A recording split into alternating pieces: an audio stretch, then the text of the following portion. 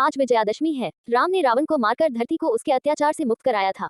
जिस तरह हम भगवान राम के जीवन की घटनाओं से सीखते हैं कि हमें अपनी जिंदगी में क्या करना चाहिए, वैसे ही रावण का जीवन सिखाता है कि हमें क्या नहीं करना चाहिए।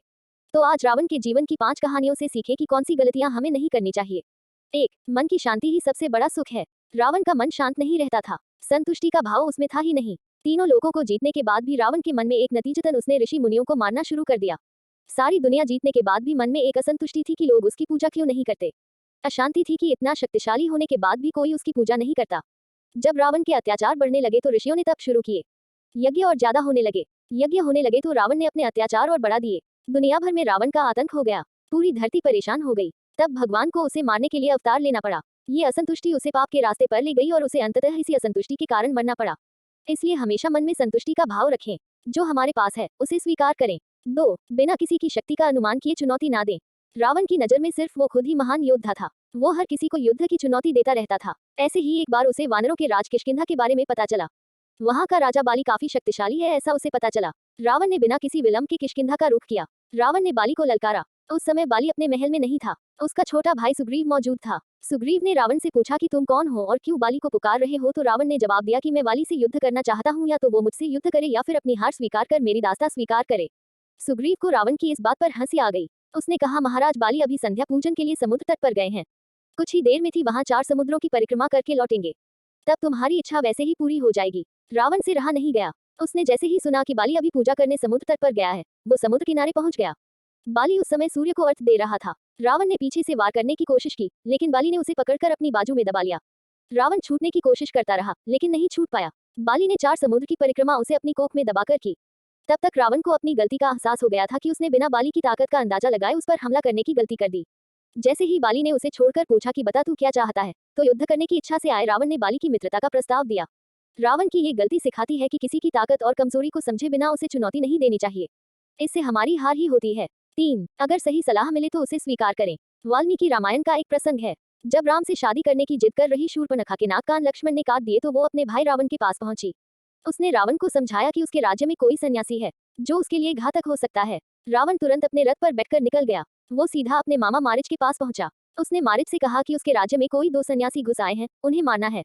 मारिच एक बार पहले राम से युद्ध कर चुका था। राम ने घास के तिनके को तीर बनाकर छोड़ा और मारिच समुद्र पार जाकर गिरा था।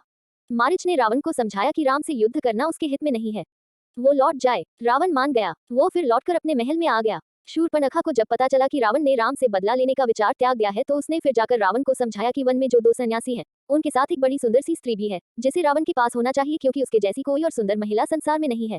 इस बार रावण को सीता की सुंदरता के बारे में बताया। सीता की सुंदरता के बारे में सुनकर रावण ने सीता के हरण की योजना बनाई।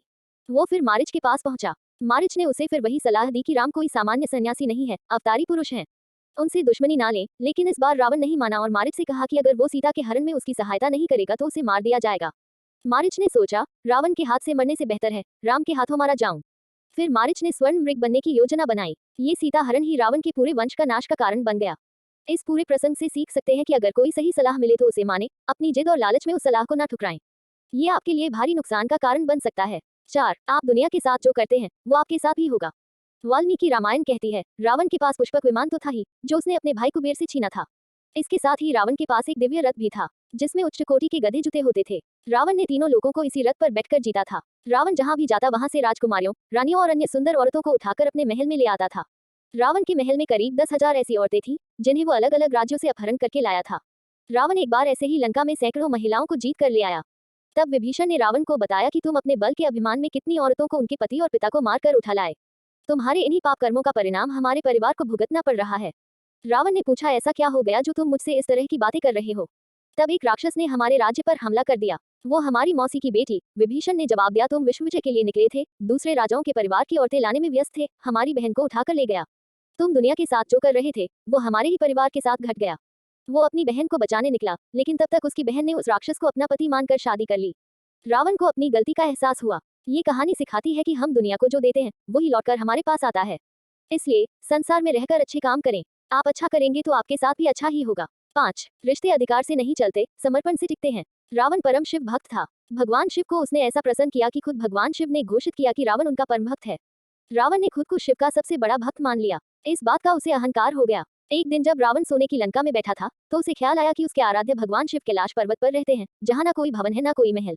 रावण ने तय किया कि वो भगवान शिव को लंका में लेकर आएगा ताकि वो उनके पास भी रह सके और भगवान भी सोने की लंका का वैभव भोग सके। रावण कैलाश पर्वत की ओर चल दिया। उसने भगवान शिव को लंका ले जाने के लिए कैलाश पर्वत को उठाने की कोशिश की। एक हाथ कैलाश पर्वत के नीचे लगाया और उठाने लगा तो भगवान शिव ने अपने पैर के अंगूठे से पर्वत को दबा दिया। रावण का हाथ दब गया। वो कुछ कर नहीं पा रहा था। तब उसने शिवतांडव स्तोत्र की रचना कर शिव को प्रसन्न किया। भगवान ने उसे समझाया कि वो अपनी भक्ति का अहंकार ना करे।